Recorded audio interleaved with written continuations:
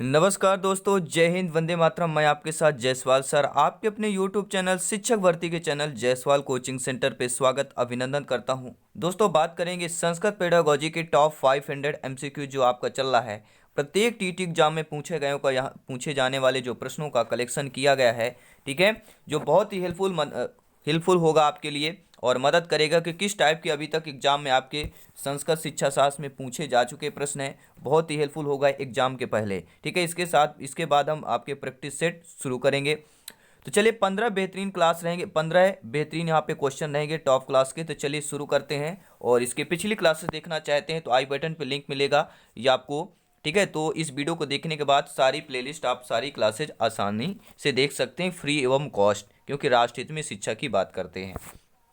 पहला प्रश्न है, त्रिभाषा सूत्रे संस्कृतस्य स्थानम वर्ते। यह आपके यूपी टेट सी टेट में पूछा गया प्रश्न है कि त्रिभाषा सूत्र संस्कृतस्य स्थानम वर्ते, यानी त्रिभाषा सूत्र का संस्कृत में स्थान है।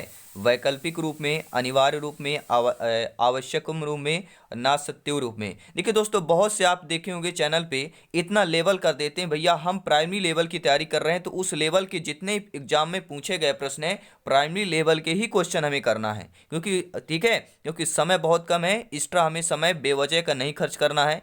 जिस लेवल के हमने प्राइमरी लेवल की ही तैयारी करना है, हमें कोई लेक्चरर की तैयारी नहीं कर रहे हैं, ठीक है। तो यहाँ पे बहुत इंपॉर्टेंट है त्रिभाषा सूत्र संस्कृतस्य स्थानम वर्ते। तो आपका त्रिभाषा सूत्र में संस्कृत का स्थान जो दिया गया है आपके वैकल्पिक रूप में दिया गया है। दोस्तों, पहला ऑप्शन सही हो जाएगा। बहुत बहुत धन्यवाद सभी मित्रों को।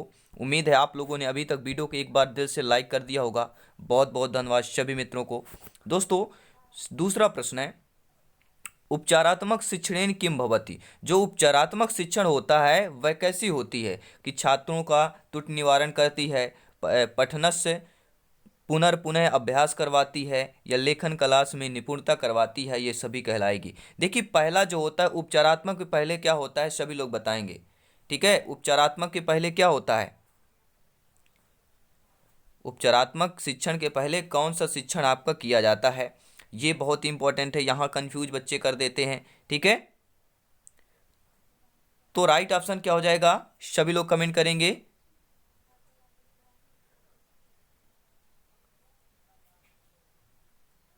उपचारात्मक शिक्षणेन किम भवति। बहुत बहुत धन्यवाद, आपका कमेंट, आपका फीडबैक सम्मान है। बहुत बहुत धन्यवाद सभी लोगों को कमेंट करने के लिए। तो उपचारात्मक शिक्षण दोस्तों छात्रों का त्रुटि निवारण के लिए भी होती है, और पठन का पुनः पुनः अभ्यास एवं लेखन कलाओं में निपुणता भी होती है आपके उपचारात्मक शिक्षण द्वारा। अगला प्रश्न देख लेते हैं, स्क्रीन पर है, ये भी आपका पूछा गया टीटी एग्जाम में है कि सर्वे गुणाः आश्रयन्ति। ये आपका सूक्ति दी गई है और इस सूक्त में जो रिक्त स्थान है हमें पूर्ति करना है कि सर्वे गुणाः आश्रयन्ति, निधानम आश्रयन्ति, कंचानम आश्रयन्ति, सौंदर्यम आश्रयन्ति, या आपका ज्ञानम आश्रयन्ति होगा। तो सर्वे गुणाः आश्रयन्ति, यहाँ पे राइट ऑप्शन क्या हो जाएगा दोस्तों? राइट ऑप्शन होगा कंचानम की बात करेंगे, कांचनम की बात करेंगे। सर्वे गुणाः कांचनम आश्रयन्ति हो जाएगा, बी ऑप्शन सही हो जाएगा। अब देखते हैं दोस्तों अगला प्रश्न, शिक्षण शब्दे मूल धातु वर्ते। शिक्षण शब्द का मूल धातु क्या होता है सभी लोग जानते होंगे, ये बहुत बार रिपीटेड क्वेश्चन है। तो आई थिंक ऑप्शन नंबर कौन सा सही हो जाएगा? तो फर्स्ट ऑप्शन यहाँ पे सही हो जाएगा, जो शिक्ष धातु है, ठीक है। शिक्षण शब्द का जो मूल धातु है वह आपका शिक्ष धातु कहलाता है, ठीक है। और छा में जो आपका हलंत भी लगा होगा, ये भी ध्यान देना आप लोगों को। अब देखते हैं दोस्तों अगला प्रश्न, लेखन कलाएं अत्यधिकम महत्तम वर्तते। यानी लेखन कला में अत्यधिक महत्व आपका मंच में होता है। मंचेशु यानी मंच जो होता है, नाट्य स्थलेशु यानी नाटक का जो स्थल होता है वहाँ पर अत्यधिक महत्व होता है लेखन कला का। गृहेशु यानी घर में होता है, विद्यालयेशु यानी विद्यालय में होता है। देखिए लेखन कला, देखिए मंच में क्या होता है, अभिनय का होता है, नाटक में भी अभिनय होता है, गृह में तो आपका लेखन कला का नहीं होता है, विद्यालय में लेखन कला का अधिक महत्व दिया जाता है। तो right option according to question option number D सही हो जाएगा। सभी मित्रों को जय हिंद वंदे मातरम। दोस्तों यहाँ पर सिलेक्शन सर्वोपरि है, हर एक प्रश्न, हर एक सिलेबस, हर एक कंसेप्ट, हर एक सेशन जो है आपके सिलेबस के अकॉर्डिंग है दोस्तों, ठीक है। पावर्ड बाई शिक्षा ही प्रकाश है।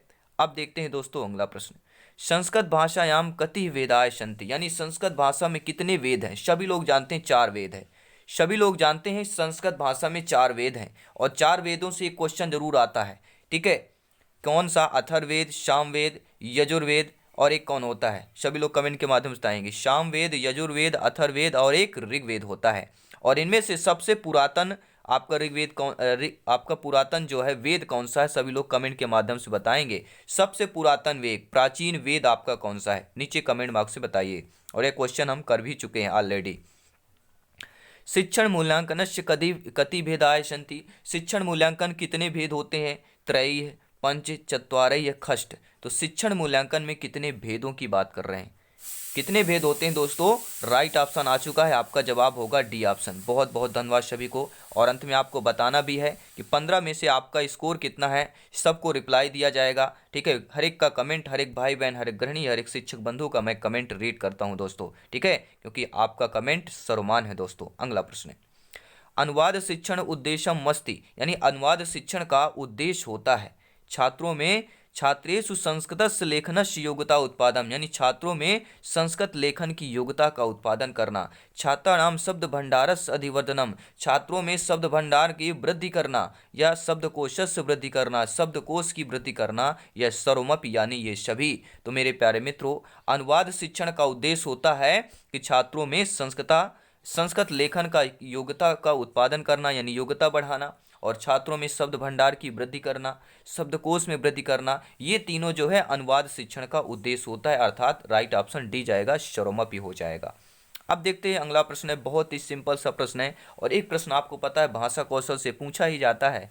ठीक है, चतुर्विधि भाषा कौशला नाम क्रम निर्धारणम अस्ति, यानी क्रम कौन सा है?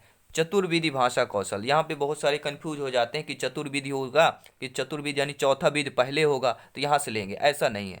राइट ऑप्शन हो जाएगा पहला, आपका सभी लोग जानते हैं श्रवण पहला होता है। चतुर्विधि भाषा कौशल में प्रथम स्थान श्रवण का, दूसरा भाषण का, तीसरा पठन का, और अंतिम आपका लेखन होता है। पहला ऑप्शन सही हो जाएगा। अब देखते हैं दोस्तों अगला प्रश्न है, प्यारा सा प्रश्न है, ध्यान दीजिएगा। सभी मित्रों को जय हिंद, वंदे मातरम है। ठीक है, जितने मेरे भाई बहन शिक्षक बंधु पहली बार विजिट कर रहे हैं, सब्सक्राइब करना मत भूलिएगा। संस्कृत भाषा शिक्षणस्य प्रथमम कौशलम विद्यते, संस्कृत भाषा शिक्षण का प्रथम कौशल कौन सा होता है? श्रवण की बात करेंगे, पठन की बात करेंगे, संभाषण की बात करेंगे, लेखन की बात करेंगे। तो दोस्तों संस्कृत भाषा शिक्षण का प्रथम कौशल जो होता है सभी लोग जानते हैं, अभी हमने बात किया कि श्रवण कौशल आपका प्रथम होता है और अंतिम आपका लेखन कौशल होता है। अगला प्रश्न है, नाटक पाठ योजनायाम शिक्षक रंगमंचे कार्यति, जो नाटक पाठ योजना होता है उसमें शिक्षक जो है रंगमंच में क्या कार्य करता है? पाठनम का, अभिनय का, लेखन का, या वचन का कार्य करता है? सभी लोग कमेंट करेंगे। आप लोग भावी अध्यापक अध्यापिकाएं बनने जा रहे हैं, आपको पता है पेडागोजी शिक्षा साथ बहुत ही इंपॉर्टेंट होता है सिलेक्शन की दृष्टि से। ठीक है, तो नाटक पाठ योजना में शिक्षक ही रंगमंचे कार्य शिक्षक कर रहे हैं। जब भी देख रंगमंच की बात करते हैं, जब भी रंगमंच की बात करते हैं तो अभिनय यहाँ पे सर्वाश्चर्य होता है, सर्वोपरि यहाँ पे ऑप्शन सही हो जाता है। और वो ट्रिक देखना मत भूलिएगा, जैसे मैंने बताया था कुछ कीवर्ड, कुछ टैग वर्ड आपको बताए थे कि ये चीज़ अगर आपने देख, ठीक है, अच्छे तरीके से समझ लिया तो सिलेक्शन यहाँ पे सर्वोपरि है। संस्कृत पेडागोजी में 12+ तो आप ऑलरेडी ही ला लेंगे, अगर वो वीडियो नहीं देखिए एंड स्क्रीन पर आपको वीडियो मिल जाएगी। संस्कृत शिक्षण प्राचीन पद्धति है मुख्य उद्देश्यम अस्ति, यानी संस्कृत शिक्षण की प्राचीन पद्धति का मुख्य उद्देश्य क्या होता था? प्राचीन जो भारतीय संस्कृत का परिचय करवाना, स्वाध्यायम प्रति छात्राणाम अभिरुचि उत्पादनम, यानी स्वाध्याय के प्रति छात्रों में अभिरुचि का उत्पादन करना, शुद्ध उच्चारण सामर्थ्य प्रदानम, यानी शुद्ध उच्चारण में सामर्थ्य प्रदान करना, या सर्वे। देखिए संस्कृत शिक्षण की जो प्राचीन पद्धतियाँ होती हैं, जो प्राचीन पद्धति है उसका मुख्य उद्देश्य ये सभी थे कि भारतीय संस्कृत का परिचय करवाना पहला मुख्य उद्देश्य होता था। फिर स्वाध्याय प्रति छात्राणाम, यानी स्वयं अध्याय के प्रति छात्रों में अभिरुचि का उत्पादन करना, और शुद्ध उच्चारण में सामर्थ्यवाद, ठीक है, बनाना या प्रदान करना। तो उपयुक्त सभी डी ऑप्शन सही हो जाएगा। और अंत में एक मॉक क्वेश्चन करेंगे, देखते हैं किनका किनका कमेंट बॉक्स में आंसर आता है। वैदिक काले कस्मात संस्कारात परम शिक्षाय प्रारंभ है, यानी वैदिक काल में दोस्तों कौन सी जो संस्कार जो है परम शिक्षा के प्रारंभ में मानी जाती थी? गर्भाधान, संस्कारात कर्णवेद, संस्कारात नामकरण संस्कारात, या उपनयन संस्कारात। तो देखिए वैदिक काल की बात कर रहे हैं, वैदिक काल में संस्कारात जो होता था परम शिक्षा प्रारंभ, किस संस्कारात के बाद जो है शिक्षा प्रारंभ किया जाता था? तो उपनयन संस्कार। पहले बच्चों में क्या होता था? उपनयन संस्कार होता था, इसके बाद शिक्षा प्रारंभ की जाती थी। अगला प्रश्न है, कि प्राचीन शिक्षायाः लक्ष्येषु किम प्रमुखम, जो प्राचीन शिक्षा होती थी उसका लक्ष्य, प्रमुख लक्ष्य क्या होता था? वृत्ति प्राप्ति, ठीक है, भक्ति प्राप्ति, मोक्ष प्राप्ति या सुख की प्राप्ति। तो जो प्राचीन शिक्षा थी उसमें लक्ष्य का जो प्रमुख जो लक्ष्य होता था वह होता था मोक्ष की प्राप्ति करना। सी ऑप्शन सही हो जाएगा। और ये आपका मॉक क्वेश्चन है, देखते हैं आपका आंसर, आपका कमेंट, आपका फीडबैक क्या होता है। समाज दृष्टिया प्राचीन काले गुरु की दशा आसीत, यानी अगर हम देखें समाज के दृष्टि से, समाज के दृष्टि से प्राचीन काल में गुरु की दशा आसीत, समाज की दृष्टि से प्राचीन काल में गुरुओं को कैसे देखा जाता था?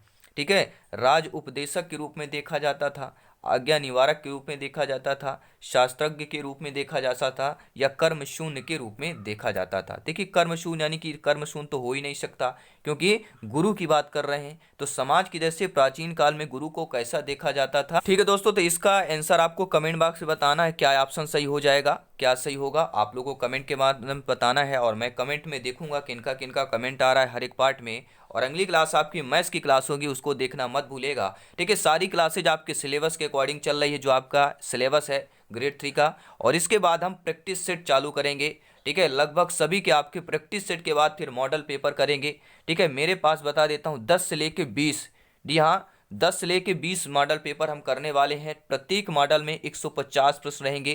ठीक है, वो एग्जाम के टाइम पर करेंगे मॉडल पेपर, जो बहुत ही इंपॉर्टेंट। जैसे आपका एडमिट कार्ड इशू होगा, एडमिट कार्ड के लिए हम 150 क्वेश्चन का मॉडल पेपर, लगभग 10 से लेके 25 मॉडल पेपर तैयार करेंगे, जो आपके लिए बहुत ही इंपॉर्टेंट हेल्पफुल करेगा, क्योंकि यहाँ पर सिलेक्शन रो पर ही है। तो सभी दोस्तों को नमस्कार, जय हिंद, वंदे मातरम। दोस्तों हमेशा हंसते रहिए, मुस्कुराते रहिए और क्लासेस डेली देखते रहिए, क्योंकि सिलेक्शन सरोपर ही है।